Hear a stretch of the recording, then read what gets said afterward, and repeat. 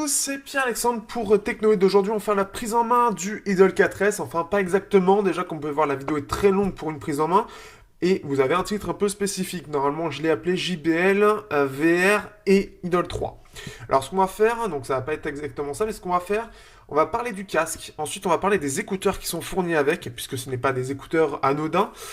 Et ensuite, on va faire une comparaison entre le 4S et le Idol 3 que j'ai encore. Merci d'ailleurs donc à Ogivli de me l'avoir laissé encore pour que je puisse faire la comparaison. Donc, ce qui fait que voilà, ça va être en 3 parties. Je pense que ça va durer une demi-heure. Donc ça, bien sûr, vous le voyez, moi je le vois pas. Ce qui fait que ça va être découpé vraiment en 3 parties. Les plus longs, ce sera ça et ce sera la comparaison. Les écouteurs, je vais faire ça rapidement. Donc tout d'abord, si vous n'avez pas vu l'unboxing, il faut savoir que l'appareil est stocké en fait dans ce boîtier qui est donc le casque VR. Donc, vous pouvez l'enlever comme ça et vous avez bien évidemment des scratchs, etc. Blablabla, pour faire tenir en tout cas le casque sur soi. Donc je vais pas le mettre, on va faire directement comme ça. J'ai déjà des poils de chat partout, c'est chiant. Donc il faut savoir tout d'abord que c'est un casque qui est très confortable. C'est un casque de qualité, clairement. Je suis même étonné, en fait ils ont vraiment fait un très bon boulot. Donc ici, au niveau du nez, c'est très bien fait. La mousse, elle est confortable. En plus, derrière, c'est en caoutchouc, comme vous pouvez voir. Je vais essayer de plus rentrer la lumière. On peut voir vraiment qu'on a en plus un caoutchouc, ce qui va permettre vraiment d'avoir un confort vraiment bon. Il faut savoir qu'il n'est pas réglable. Et en fait, pourquoi il n'est pas réglable? Parce que vous allez pouvoir mettre vos lunettes. Par contre, c'est là où c'est un peu chiant, puisqu'il va falloir mettre ses lunettes d'abord comme ça.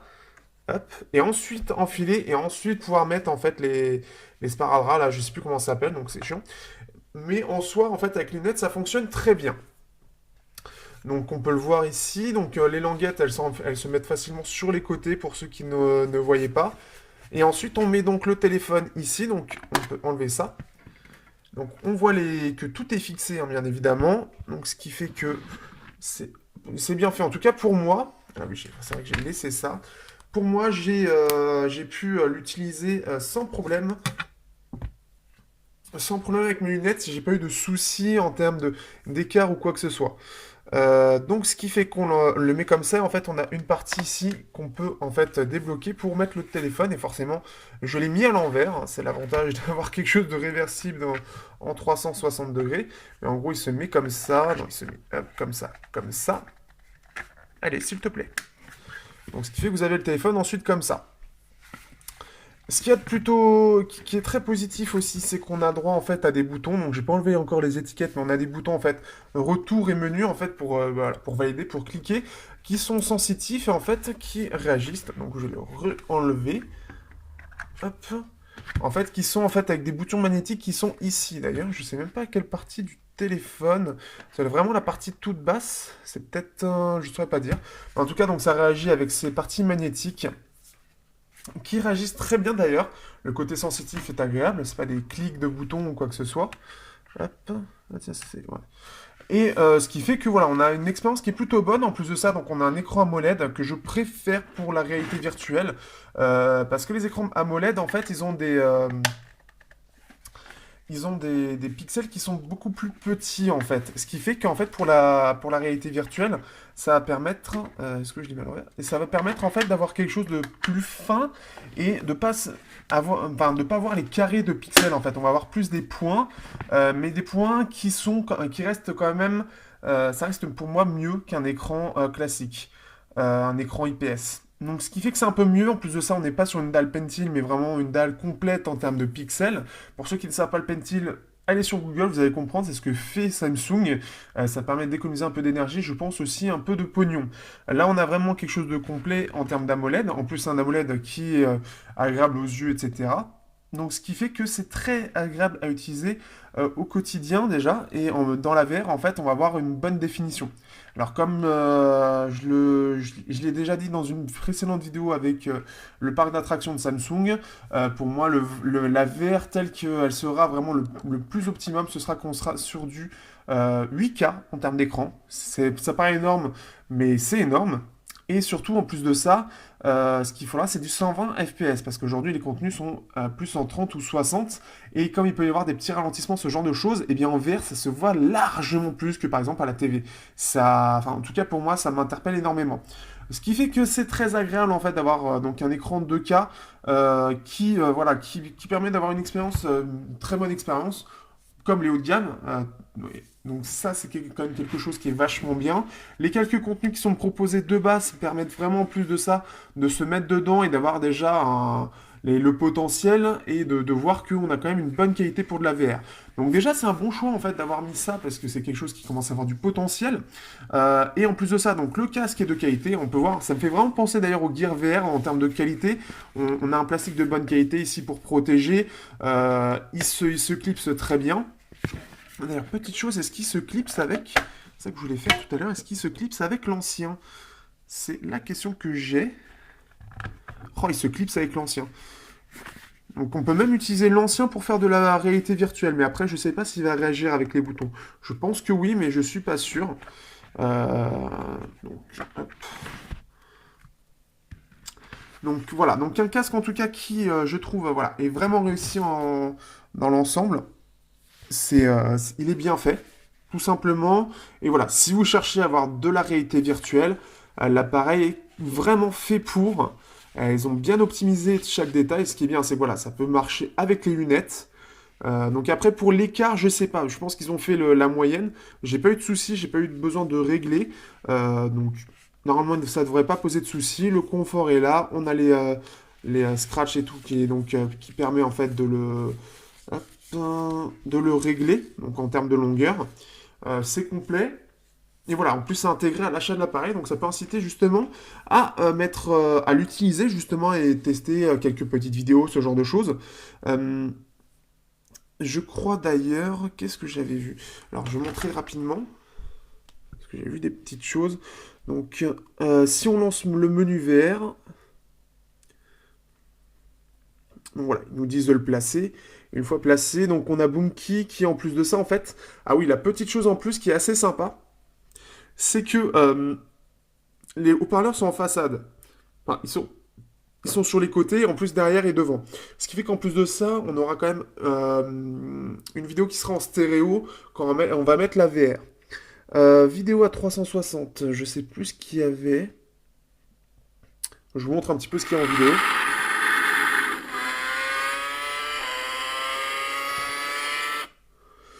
Euh, Oui, d'accord. En gros, on a de la Formule 1 par exemple. Donc ça permet voilà, de se mettre dedans. En plus de ça, comme vous pouvez voir, on a quand même une bonne qualité. Donc je vais juste baisser un petit peu. Par contre, ce que j'aurais aimé, c'est qu'on puisse le régler. Normalement, je pense qu'avec les parties magnétiques, on peut le régler, mais là, j'ai pas, donc je pourrais pas dire. Donc voilà, donc ce qui fait qu'en plus, on a les contrôles total. Hop. Donc ce qui fait qu'on a trois vidéos. On a, je sais plus ce que j'avais regardé moi. Oui, donc j'ai regardé celui-là, ok.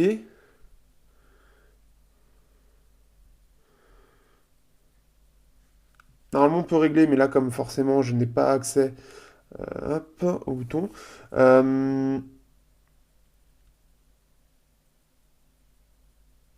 voilà, ce qui fait que vous pouvez faire une vue, voilà, une visite aérienne. Ça, c'est plutôt cool, parce qu'en plus de ça, on a quelque chose qui est assez complet en termes d'image. Donc, voilà. Petite chose, après, donc on a un VR Store qui est, donc je l'ai mis, hop, ici. Donc ça, c'est plutôt cool, justement, pour pouvoir voir, avoir euh, une simplification pour retrouver, en fait, des choses, comment dire, des applications qui vont vous permettre de voir un petit peu partout. Après, ce que je trouve dommage jusqu'à maintenant, là en tout cas ça a l'air de bonne qualité, mais jusqu'à maintenant les vidéos que je voyais étaient de mauvaise qualité. Là c'est quand même mieux. En plus de ça, on a même des jeux, donc ce qui fait que voilà, ça centralise, et ça c'est plutôt cool de pouvoir centraliser tous les jeux et de pouvoir aller chercher des choses un petit peu sympas. Donc ce qui fait que voilà, ça peut vous mettre un petit peu, ça permet de se mettre dedans un petit peu. Donc là par exemple, vous avez un truc pour l'espace. Hop, donc se battre, etc. Donc c'est sympa. Je trouve que c'est une bonne idée d'avoir fait une petite centralisation par rapport à ça. Ensuite, donc ça, le casque vert, on a fait un petit peu le tour. Donc quelque chose de positif. Moi, je trouve ça très positif que ce soit inclus et non pas un accessoire acheté en plus du téléphone, parce que déjà, il a un bon rapport qualité-prix. Ça, j'en reparlerai au test. Mais voilà, en plus de ça, voilà, ça permet d'inciter aux gens. Voilà, ils se disent que Ils n'ont pas besoin de l'acheter en plus, et en plus le prix reste déjà très abordable par rapport au téléphone, et en plus de ça, voilà, il est inclus. Donc je trouve que c'est une bonne initiative de la marque qui continue un peu, pour moi, un petit peu à faire un téléphone qui cherche l'expérience, de donner une expérience supplémentaire. Donc en plus de ça, qui sert de boîte vraiment pour le déballage du téléphone, j'ai trouvé ça très bien pensé. Un petit tour sur la partie écouteurs. Donc là, il faut savoir que Alcatel, depuis le Idol 3, a fait un partenariat avec JBL. Donc là, c'est celui du Idol 3. Donc un partenariat avec JBL, donc qui permet en gros, qui fait qu'il y a une application à l'intérieur euh, pour s'amuser un petit peu à scratcher, un peu comme les DJ, et aussi pour le son sur le premier. Donc c'est un améliorateur de son en gros. Et sur le deuxième, on a des écouteurs qui sont, pour les avoir comparés, un peu mieux. Ils sont plus détaillés, ils ont une meilleure qualité tout simplement. Après, on reste sur le même design, mais voilà, pour montrer que ça a gagné un petit peu en qualité, on a quelque chose qui est argenté, ça reste du plastique. Donc ça reste des petits intras, mais des intras qui sont quand même, voilà, pour un téléphone à 400 euros, on a quand même des intras de qualité. Pour avoir comparé, par exemple, bon rapport qualité-prix qui est j'arrivais, Xiaomi Piston hybride, eh bien on est sur quelque chose de supérieur. Je pense qu'on est sur à peu près un prix de 70 euros en termes de rapport qualité-prix sur ces intras-là, à peu près, hein. Ce qui en fait des bons intras, vraiment des bons intras. On a quelque chose d'à peu près neutre, ouais, je dirais un peu comme signature en V, donc les basses et les écus vont être un petit peu mis en avant. Mais c'est des écouteurs qui sont assez sympas. En plus de ça, on a un câble plat, ce qui fait que ça aura plus de mal à se s'en mêler. Donc comme le premier, on a une télécommande qui est un peu améliorée aussi par rapport à l'ancien pour comparer. Voilà ce que ça donne. Ça fait un peu moins grossier, un petit peu plus, voilà, un petit peu plus premium. Ensuite, et donc voilà, donc après on a quelque chose, voilà, d'ici. Alors il faut savoir que c'est des intras qui ont été faits en partenariat donc avec Alcatel et il n'y a pas de référence sur le catalogue JBL, donc je ne sais pas à quoi ils se comparent réellement. Néanmoins, voilà, c'est de la bonne qualité. C'est un très bon choix, c'est une évolution aussi, comme l'Idol 3 du Idol 4, c'est une évolution en termes d'écouteurs aussi, en termes de son, on reste sur à peu près le même design, mais avec une meilleure qualité d'écoute. Ce qui fait que si vous aimez un peu la musique, vous avez plus grand chose chez vous, vous voulez des écouteurs qui sont un petit peu sympas, parce que vous avez que par exemple, je sais pas, des pistons V2 ou V3 ou des petits écouteurs pas chers, eh bien ceux-là feront très nettement l'affaire, parce qu'ils ont vraiment un son qui est vraiment sympa pour un téléphone, enfin des intras qui sont inclus dans le téléphone. Donc on est quelque chose qui est en signature, voilà, un petit peu en V. Un spectre qui est assez large, on a pas mal de détails. Pour comparer avec les Momentum In-Ear que j'ai, donc ceux-là, pour les comparer, ils sont un peu moins bons, mais de pas grand-chose, hein. Ce qui fait que voilà, on a une bonne qualité d'écoute. Je les apprécie pas mal. Voilà, ils sont sympas et ils tiennent bien dans l'oreille en plus en termes de confort, ce qui est donné avec, donc les embouts, même l'embout de base, tient vraiment bien dans l'oreille, ce qui fait que voilà, ça isole bien en plus de ça. Donc j'ai pas grand chose à leur reprocher, je suis même assez impressionné. En plus de ça, je pensais que ce serait à peu près les mêmes, mais ceux-là sont même meilleurs que ceux du Lidl 3. Voilà, c'est des intras qui sont vraiment de qualité, voilà, qui valent quelque chose. C'est pas les trucs tout basiques, tout merdiques qu'on a dans la plupart des téléphones. Là, c'est une expérience en termes d'audio. L'expérience en termes d'audio, vous avez aussi la petite Boom Key ici, donc une petite touche qui va permettre plusieurs choses. J'en parlerai à la comparaison avec le Lidl 3. Mais voilà, en tout cas, c'est des intras qui valent le coup, donc ce qui fait que quand je vais devoir les rendre, ça va être un petit peu dommage, je vais être un petit peu en pleurs, parce qu'ils sont pas mal. Ensuite, donc là, voilà, la petite partie audio est faite. Donc en audio, voilà, c'est à peu près, je pense, à peu près 70 euros en termes de rapport qualité-prix. Enfin, si je dois donner un prix sur ces intras qui ne sont que référencés pour du Alcatel, voilà, c'est quand même un bon prix, c'est pas mal du tout. Ensuite, donc le Alcatel, on peut voir que Alcatel, bon, alors Alcatel, il faut savoir qu'il y a quelques années, ils étaient du bon chinois, parce que Alcatel à base c'est français, et au final la partie mobile a été rachetée par TCL. Si je dis pas de bêtises, c'est TCL. Et oui, c'est ça, TCL. Et ce qui fait que donc ils étaient à un moment donné, ils faisaient vraiment du bas de gamme et quelque chose de pas terrible du tout. C'était vraiment voilà, la marque basique. Voilà. Et ils ont commencé à sortir leur gamme Idol, qui était plutôt pas mal.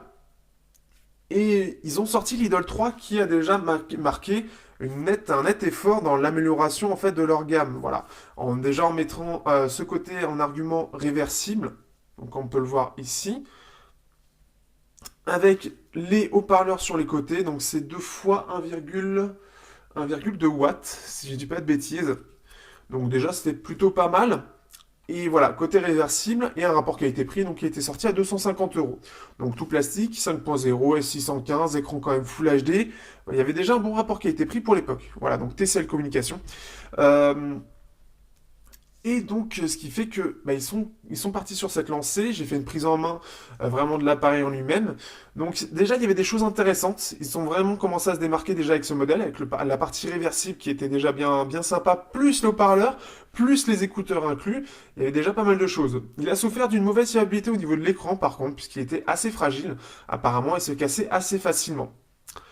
Et donc voilà, 250 euros, là on se retrouve avec un téléphone qui est vendu 400 euros, donc c'est quand même une sacrée montée en gamme. On a 150 euros d'écart entre d'une année à l'autre, avec en plus l'implémentation d'un casque à réalité virtuelle. Donc c'est déjà, je trouve déjà sympa d'avoir inclus des écouteurs qui étaient quand même déjà bons à l'époque pour un téléphone à ce prix-là, mais là on a gagné encore en qualité déjà en écouteurs, on a gagné un casque VR qui est bien foutu. Et en plus de ça, la qualité de ce Idol 4S est vraiment, il y a une réelle évolution. Tout d'abord, on peut voir qu'au dos, on troque le plastique avec l'effet métal pour du verre. On a un dos qui ressemble beaucoup au S6 d'ailleurs, avec du verre et au centre un peu donc cet appareil photo qui ressort avec ce flash sur le côté. Et donc là, il est centré au lieu d'être sur le coin. Donc déjà, ça, c'est une bonne chose.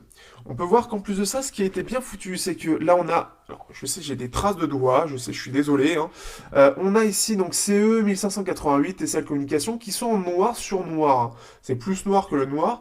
Et ce qui fait qu'il y a juste le Alcatel Idol qui ressort. Et ça, je trouve ça bien foutu puisque ça reste très discret. Là où, par exemple, ce sera... Bon, là, ils ont fait aussi gris sur gris. Donc ça, c'est plutôt sympa puisque il y a d'autres marques qui ont tendance à le montrer un petit peu trop. Alors, j'ai rien d'autre. Est-ce que Honor le fait? Non, ça va. Il reste assez discret aussi. Là où, par exemple, sur le Honor 5C, on a cette petite différence-là. Ce qui fait que c'est un peu plus discret que voilà. Je trouve ça sympa. C'est une bonne chose qu'ils aient fait ça. En plus de ça, donc comme je disais au niveau des haut-parleurs, alors déjà, ce qu'il faut savoir, ça c'est du verre, là on est sur du métal. Tout le tour, les boutons, tout est en métal. En plus de ça, on a droit à quelque chose qui est beaucoup plus recherché en termes de design, tout en gardant la base. C'est ça il est reconnaissable. On a plein de points qui sont pareils. J'essaie de bien centrer. Plein de points qui sont, voilà, ils sont à peu près mis au même endroit, les boutons, etc. Mais on sent une réelle évolution par rapport à ça. Donc c'est quand même, voilà, on sent vraiment, même au niveau de l'écran en soi, si on regarde bien, ils sont placés pareil en fait, sauf que bon, il a pris un poil d'embonpoint, il est un peu plus haut que l'autre. Ça, voilà, c'est la petite chose, mais en soi, il a gagné en qualité. On a même droit à un écran 2,5D. Merci le morceau de carton. 2,5D. On a droit aussi à un écran de protection qui est inclus, comme vous avez vu à l'unboxing. Alors, la petite chose que j'aurais à dire, c'est que c'est un smartphone qui joue sur le réversible. Et le truc qui casse un peu le réversible là, alors, bon, à la limite, les capteurs, je veux bien comprendre pour pas les gêner, mais le Alcatel, en fait, casse un peu cet effet réversible, puisque quand on va voir à l'envers, forcément, le Alcatel va être à l'envers. Néanmoins, c'est toujours le cas. Et alors, ce qui est bien, c'est que ce que je reprochais à l'Idol 3, c'était ces boutons qui étaient très hauts. Bon, ils sont toujours très hauts, donc ça reste toujours un reproche, mais on a ce petit bouton supplémentaire qui a été repris un petit peu du Honor 7 et qui va nous permettre de le réveiller. Donc ça, c'est plutôt bien. On ne peut pas, par contre, le réteindre, mais on a le double tap aussi pour l'éteindre et le réveiller. Alors, ce serait bien que tu marches aussi. Voilà. On a toujours le même principe où si on appuie en fait sur le launcher, euh, dans un endroit vide, voilà, il s'éteint. Cette petite touche supplémentaire d'ailleurs qu'on a sur cet appareil donc, va servir à plusieurs choses. Donc, par exemple, je vais vous montrer pour la musique.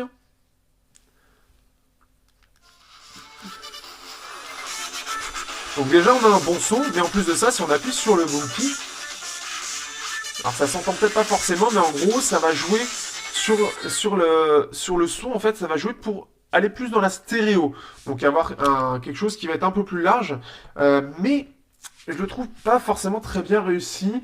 Pourquoi? Parce que, alors je crois que c'était d'ailleurs mieux fait sur celui-là. Je vais voir si j'ai de quoi. Est-ce que j'ai quelque chose? Parce que en fait sur le celui-là, bon, qu'est-ce que je vais pouvoir lancer? Donc là il va falloir que hop, je fasse ça. On va en faire ça. Mais en gros déjà on a ça. On a ça qui est sympa. On a aussi un égaliseur donc Waves Max Audio qu'on pouvait trouver déjà sur le Oppo que j'avais bien aimé et qui a été remis là, mais il a tendance à être peut-être un petit peu lourd pour chaque réglage. J'en reparlerai ça dans le test. Ce qui fait aussi, on gagne quand même en qualité d'écran. Déjà, on passe sur du IPS à de l'AMOLED 2K, IPS Full HD à AMOLED 2K, et on gagne réellement en qualité d'image. On avait un écran ici qui était plutôt pas mal, mais il y a des choses qui me dérangeaient au niveau des couleurs.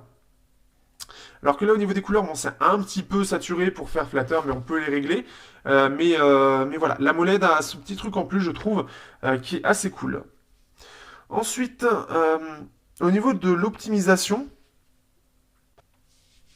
on est sur encore. Bon, alors normalement 6.0 sort, ce qui fait que je vais pas pouvoir avoir un avis très complet sur aujourd'hui l'Idol 3, mais il faut savoir que Android 6.0 sort sur le Idol 3. Donc ça, c'est déjà bien aussi parce que ça veut dire que Alcatel cherche vraiment à avoir à suivre ses téléphones, même à ce prix-là.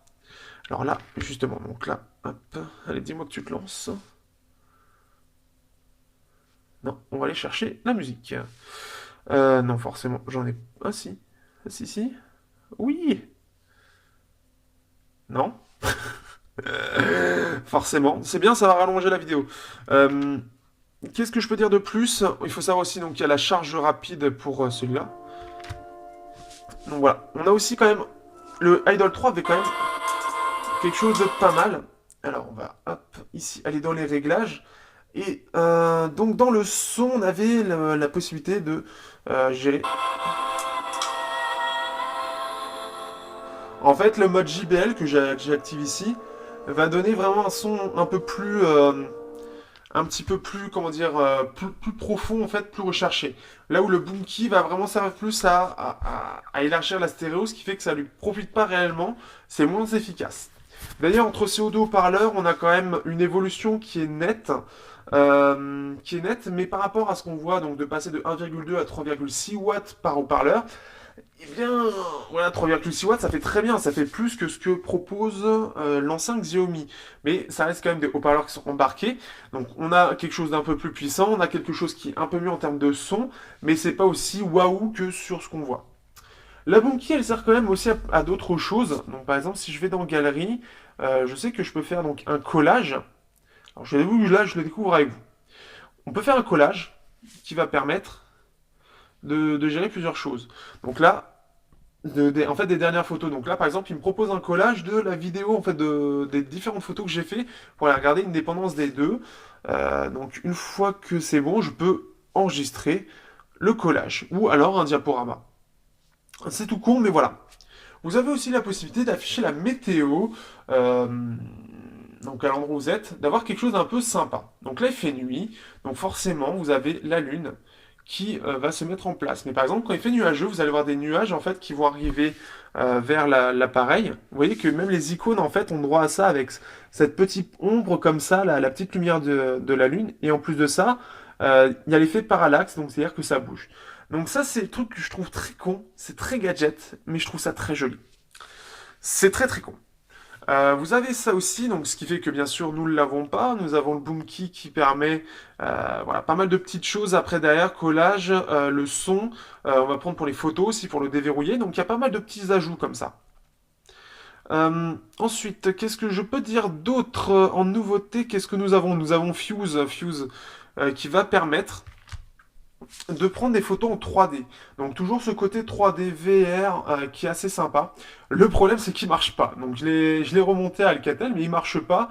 Et ça c'est un peu con quand même. Donc par exemple là si je montre une petite photo 3D, on peut voir ici donc qu'on va pouvoir prendre ici. Alors je l'ai pas pris avec celui-là, hein, je l'ai pris avec un autre téléphone. Mais Fuse c'est vraiment sympa. J'aime beaucoup la découverte qu'il y a de cette petite application qui est en fait intégrée à l'appareil photo. Le problème, c'est que pour l'instant, le résultat est aléatoire au point que je n'ai pas encore réussi à en faire avec. Donc là, ah bah forcément, quand je le fais, voilà. Donc là, j'ai réussi à en faire un. Et regardez un petit peu ce qui se passe quand j'en fais un. En fait, il va calculer tout ce qu'il y a via des points pour les rendre en 3D. Et ce qui fait que, voilà, forcément, je suis allé vite, mais on va pouvoir voir en fait en 3D la scène. Donc, si vous nous suivez sur les réseaux sociaux, vous pouvez voir justement que je mets maintenant ce que je vais faire à chaque fois quand je reçois un nouveau produit, je vais en faire je vais en faire une photo en 3D. Donc là, ça a fonctionné, donc ça c'est plutôt cool. Donc il faut le faire assez lentement puisque c'est une succession de photos en fait, et ça va donner ça. Donc ça c'est une petite nouveauté que j'aime beaucoup, qu'on n'a pas. Donc là, ce qui fait qu'on va pouvoir voir, c'est pas très, je vais pas pouvoir montrer vraiment en vidéo comme ça, mais voilà. Et là, on est censé partager. Donc là, on fait partager, ça va envoyer. Hop. Donc là, je m'en fous parce que c'est quelque chose qui n'est pas forcément utilisé. Mais hop, si je regarde, donc voilà, c'est intégré en fait à l'application là où il faut, enfin intégrer l'application photo. Donc hop, et ce qui fait que normalement, donc vous voyez par exemple aussi le casque Sennheiser, voilà ce que ça peut donner. Hop, donc on peut faire, ah, je l'avais peut-être raté celui-là.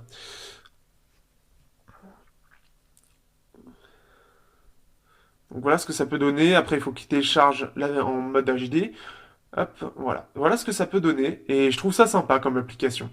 Donc ça permet de se faire une vraie idée en fait en 3D du produit. Ça fait vraiment 3D. C'est vraiment bien foutu. Donc chapeau par rapport à ça. Et je trouve ça vraiment pas mal d'avoir intégré cette application qui donne vraiment un vrai plus en termes de photos. C'est-à-dire que là vous allez trouver un objet sympa. Et bien vous allez pouvoir la prendre en 3D et la partager. Et en plus de ça, quand vous partagez, vous donnez le lien web. Et sur le lien web, on peut l'ouvrir et gérer comme ça. Donc petite chose sympa. Et alors, par rapport à ça, toujours à ce bouton qui, en fait, on va avoir Assault Overdrive où on va pouvoir booster. Petite chose supplémentaire. Alors, par contre, teaser live casting, j'ai pas regardé encore ce que c'était. Donc on va pouvoir partager des moments fun entre potes. Diffuser des vidéos en privé live à vos amis. Là, forcément, je sais pas si ça va fonctionner forcément. Mais ok. Ça peut être, euh, Ça peut être sympa. Donc ce qui fait quand même, on a, voilà, je me suis un peu égaré un petit peu, mais on a quand même une sacrée évolution en termes de photos aussi, parce qu'on a un appareil photo, on a même un flash à l'avant qui est très discret d'ailleurs. Je trouve ça impressionnant. On a une réelle évolution dans la gamme chez Alcatel. C'est assez impressionnant. Et puis ils font en plus de ça, j'en reparlerai au test, mais c'est un produit que j'affectionne beaucoup, malgré les traces de doigts. Parce que bah, il propose des choses très intéressantes en plus d'être un téléphone sympa. Et voilà, c'est impressionnant comment Alcatel revient sur la scène avec, voilà, avec déjà l'Idol 3 qui était déjà pas mal pour son prix à l'époque. Mais aujourd'hui, clairement, il y a une réelle évolution technique, une réelle évolution en termes de finition, en termes de gamme, en termes... Je suis assez étonné en fait. Et là, je dois dire, chapeau Alcatel de prendre un peu aussi le risque, un peu d'intégrer ce casque à réalité virtuelle qui peut pas forcément, on va dire qu'il y a des gens qui sont pas forcément intéressés, ça va peut-être faire un peu comme la Xbox One, mais je trouve qu'ils ont le mérite de tester au moins et de proposer une expérience en plus de ce téléphone. Donc déjà, ça, je trouve ça très bien, et de continuer en plus dans ce point de vue-là, et de proposer, voilà, de proposer une évolution comme ça, de montrer que Alcatel peut sortir des très bons produits comme la concurrence. Je dois l'avouer que c'est presque inattendu, un tel retour comme ça de la marque d'avoir cette finition. Quand on voit, voilà, quand on voit les deux appareils, ça fait waouh quoi. C'est clairement waouh. Ils arrivent à proposer quelque chose de vraiment décent et j'ai vu un peu aussi autour de moi, là où l'appareil, ouais, il est sympa, ça va. Et celui-là, ah ouais, il est super beau, il coûte combien? Il coûte 400 euros, ouais, c'est pas mal et tout. Donc, il y a quand même, déjà, ils arrivent à se démarquer parce qu'ils ont un appareil qui est un petit peu singulier, qui change un petit peu avec l'argument du réversible. Mais en plus de ça, voilà, il est beau, ils l'ont très bien réussi. Tous les gens autour de moi le trouvent tous beau. Ils le trouvent tous vraiment stylé. Voilà. Et voilà, ça fait très bizarre de dire autant de bien d'Alcatel quand on voit qu'il y a quelques années, il ramait carrément. Donc chapeau Alcatel. Et à bientôt pour le test. N'hésitez pas à dire vos réactions par rapport à tout ça. Donc je sais que j'ai été très long. J'ai mis, voilà, 30 minutes comme prévu. Donc voilà, une très grosse évolution. Si vous avez des questions par rapport à cette évolution, notamment en termes d'optimisation, c'est vrai que j'en ai pas parlé, mais on passe de 5.0 à 6.0, 5.0 qui était très mauvais, et là on est sur quelque chose de très bon. Je reparlerai de tout ça au test, vraiment en profondeur de ce téléphone, forcément. Mais voilà, c'est une réelle grosse évolution, et je dois dire, waouh. Clairement, quand on voit les deux appareils, que c'est censé être, on va dire, la même gamme chez Alcatel, c'est censé être le successeur, waouh. Sur ce, donc, à bientôt pour le test du Alcatel Idol 4S.